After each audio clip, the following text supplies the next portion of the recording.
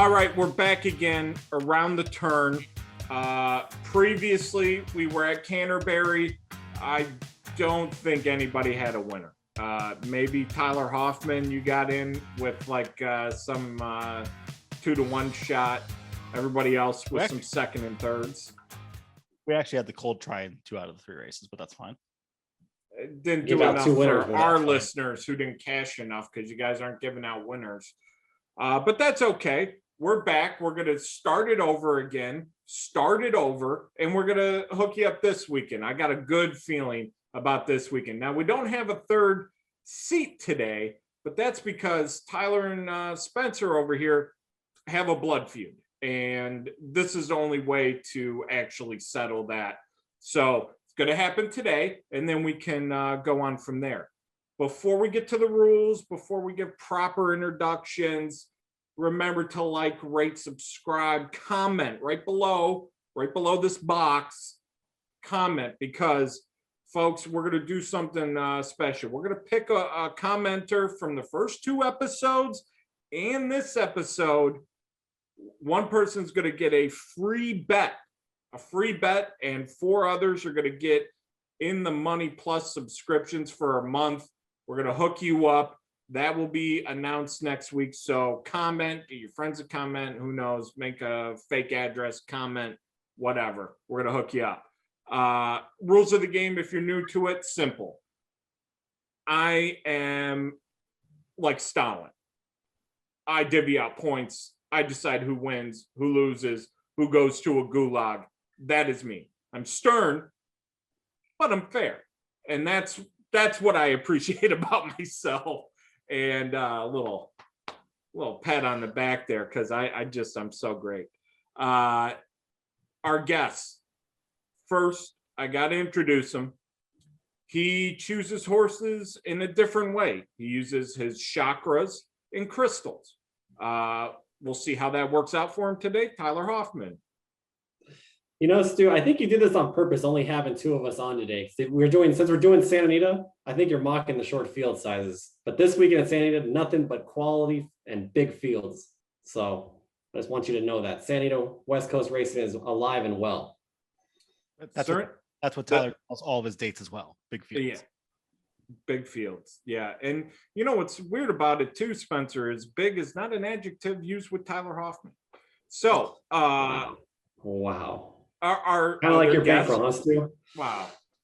Wow. Just mean today. Starting off very salty. Coming off his 100th episode of Redboard Rewind.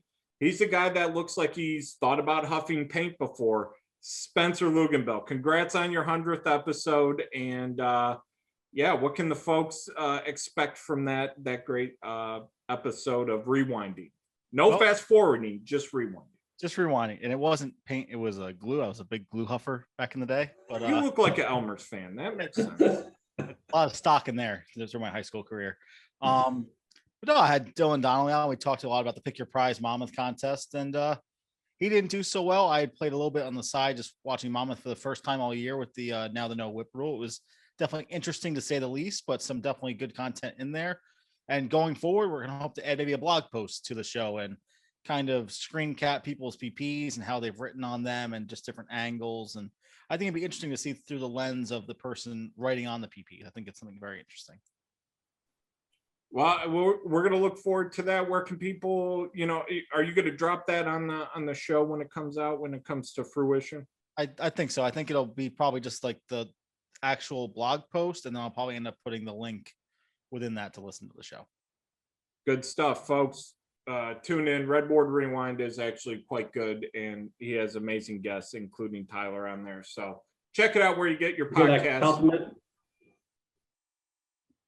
Wow. Just, you know what? You're getting real close. You haven't assaulted an entire country yet. So we're at zeros, producer Craig, but Tyler he's leaning. You're leaning. So I do have one thing to say. Yes. Go green. Oh, go white. Spencer, you stole that from Marshall. He went to Michigan State. That gets you no points today. This is a blood feud. We're going to settle it. We're going to have the Shaman against Train Hobo. That's what I'm going for here today. We're going to see who wins. Let's start race 9, the great race place, Santa Anita. Let's go to our West Coast expert, Spencer Luganbill. Start us off in race 9. Where you liking? I think for me, I'm just going to start off with none above the law, Flavian Pratt on the horse. So obviously, being a Southern California player, either have to pick Rispoli or Pratt. So I'm going to pick Pratt in this one. The horse is 4 for 10 lifetime, loves to win. And I just think it's a positive jockey change to Pratt. The last race, super solid, getting the W, has won his last 2. And I just think the form is there. And Peter Miller, going long on the grass. I know he's better going shorter, but this should be a very, very solid horse in this race. All right, Tyler, where are you going to go? Was that the horse you liked? No, not at all. But I did like what Spencer said. It is Pratt versus Rispoli. So I'm going to take Rispoli on number 4, Big Talker. Last time, this one comes out of the common race on May 14th.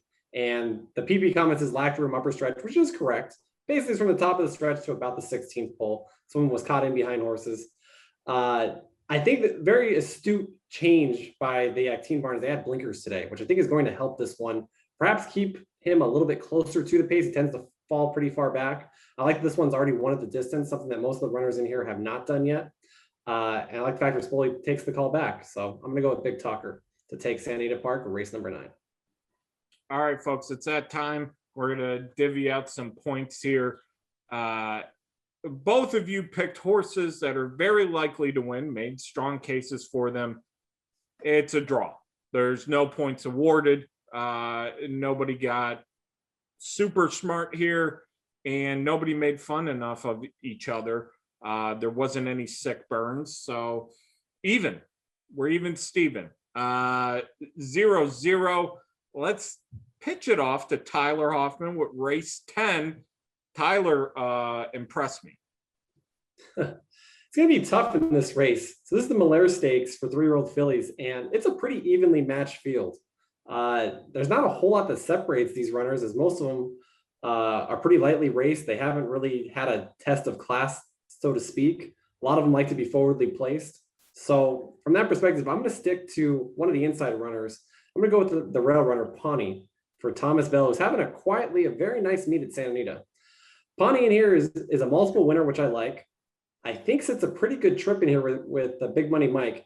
I think can go one of two ways. Mikey can be ultra aggressive out of the gate for positioning, which I think is what he wants to do. He could discourage some of the speed and actually clear off if things worked perfectly. Don't anticipate that particular scenario happening, but I do see him sitting a great pocket trip in here. 5-1 on the morning line is quite generous. I'm expecting by post time will probably be in the 7-2, 3-1 range. But I think it is a pretty good pick in here. So I'm gonna land on Pawnee. All right, Tyler goes with Pawnee. Where are you going in the Malaria Stakes, Spencer? Well, I will say this just quickly based off Tyler's choice that Mike Smith getting a pocket trip is like looking at a lunar eclipse.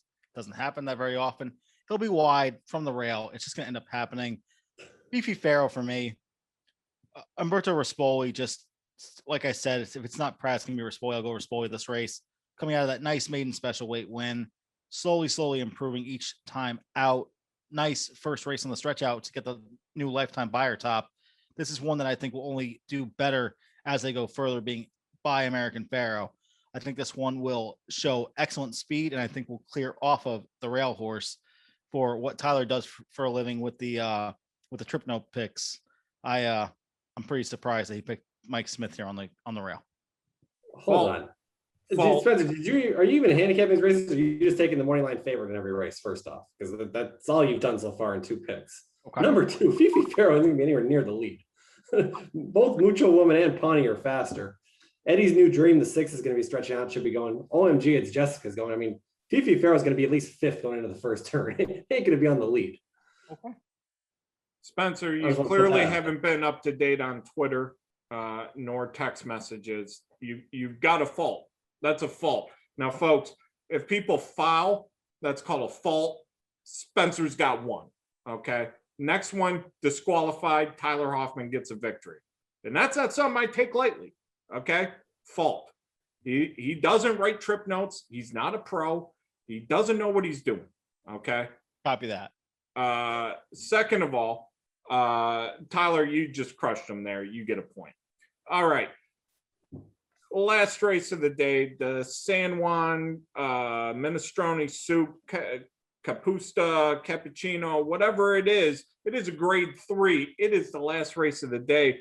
West Coast handicapping guru Spencer Luganbill will give you top billing. Where do you go here? I'm not going chalk here. I'm going third choice with Ward and Jerry, Flavian Pratt. Obviously, if I'm an East Coast handicapper, got to pick Flavian Pratt. Won the last 2. Those were in starter allowance races, but the buyer came back very, very strong. I just feel off the layoff where this horse has been not solid running fresh, but I think this one will be interesting. Definitely the horse for course angle. 6 of 8 lifetime wins coming at Santa Anita. I think off the layoff with Pratt staying is going to be a very, very solid third choice. All right, Tyler, you're grinning like crystals have shown you a different answer. What do you like here? I'm hiding my emotions because it pains me to say that was a really good pick by Spencer. It hurts me that he took that horse off the board because Ward and Jerry, everything Spencer said is correct. I mean, the fresh angle coming into the race, I think pointed towards this race, should set a good trip. All those things are all positive. So in order to beat a horse like Ward and Jerry, my selection is going to have to do something that he's already done, which is go wire to wire in the grade 3 San Juan Capistrano. So I'm going to go with Acclimate. Philip Diamato's other runner in here kind of seemed to be off form for a while. And last time in the Charlie Whittingham ran too good to lose. I mean, led every step of the way with the last couple, got tagged late. This race has no pace in it, and he's going to be able to just walk up front. So there's nothing sexy about this pick. It's 9 to 5 on the morning line, probably ends up around there. I'm guessing Ward and Jerry and Acclimate will be battling for not only favoritism when they go into the gate, but also be battling down the stretch. Should be a terrific horse race. I'll be using both in my pick 4s, pick 5s, pick 6s. But I hope that I prevail by going wire to wire in here. You made a great case for why Spencer should win, and he does get the point. We are tied, folks. It's 1-1, and I knew this day would come. I knew this was going to happen eventually, especially when we get 2 very mediocre average handicappers together. They're going to butt heads. So what we're going to do, bonus time. Producer Craig, throw up the graphic. I did a graphic. It's great. It's now off, but it was there. It popped up. It flashed. It's fantastic. We got bonus time. How bonus time is going to work? You both are going to get the same amount of time. You're going to get 30 seconds to rattle off the correct answer. Okay. I want to see hands up. No electronic devices, no Wikipedias. Okay. There we go. You ready? Bonus. I'm so excited for this. All right, gentlemen. One Robert Baffert has won the Kentucky Derby multiple times. Name the 14th person eliminated from the 1995 Royal Rumble. What was the end of that question? I mean, if it's 95, I'm gonna go Psycho Sid. Robert, that is incorrect. So Spencer, you were wrong right off the bat. Tyler, and you have 15 seconds now.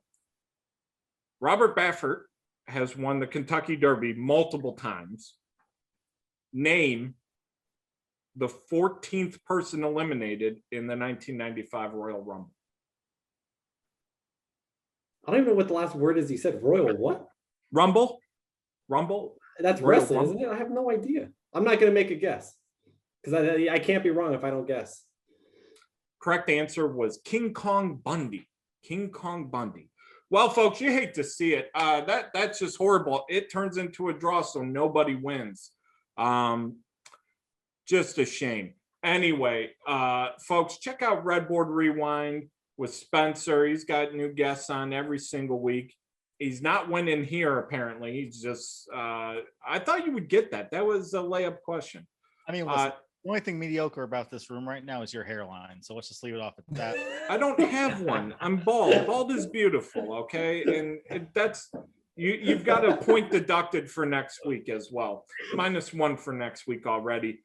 Tyler, you got anything you want to plug up? No, I'm good on my end. I'm just happy Nothing to be happening. here. Tyler Hoffman. That's what I love about him. Folks, join us next week. Comment below. We'll hook you up some ITM Plus subscriptions, and somebody's getting a free bet. Fade these guys next week. Make some money, and we'll see you next time around the turn.